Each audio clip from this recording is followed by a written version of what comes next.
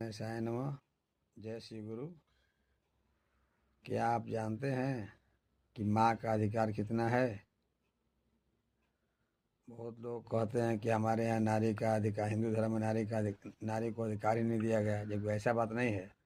माँ का अधिकार पिता का अधिकार अगर 10 है तो माँ का अधिकार 100 है।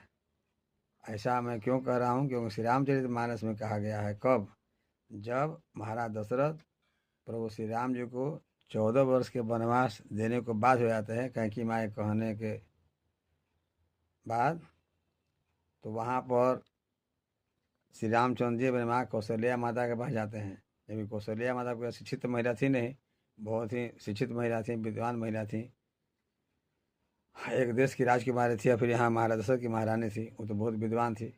जब उनसे श्री राम जी वनवास जाने से पहले मिलने गए तो माँ ने कहा कि बेटा तुमको तो राज मिलने वाला था, लेकिन अब तुम्हें वनवास क्यों मिल गया? ये तो बहुत दुख की बात है। फिर भी अगर तुम्हारे केवल पिता की आज्ञा है तो मेरा बात मानकर तुम वन मत जाओ। अगर माता पिता दोनों की आज्ञा है तो वन जा सकते हो।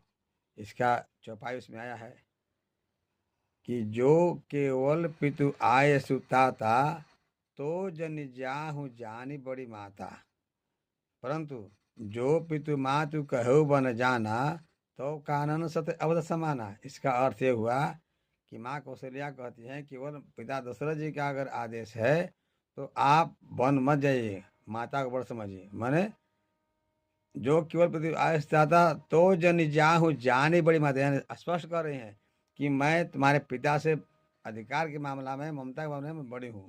केवल पिता का अधिकार है तो वन मत जाओ। लेकिन अगर माता पिता यानी हमारे दशरथ तुम्हारे पिताजी हैं और माँ कैकेयी तुम्हारी माता है, वो भी तुम्हारी माता समान है, तो अगर दोनों का आदेश है तो आप वन जा सकते हैं। और आपके लिए जो वन है वो सैकड़ों अयोध्या के समान होगा। इस प्रकार हमारे संस्कृति, हिंदू संस्कृति में, सनातन संस्कृति में माता का अधिकार के बारे में बताया गया है। जय श्री राम।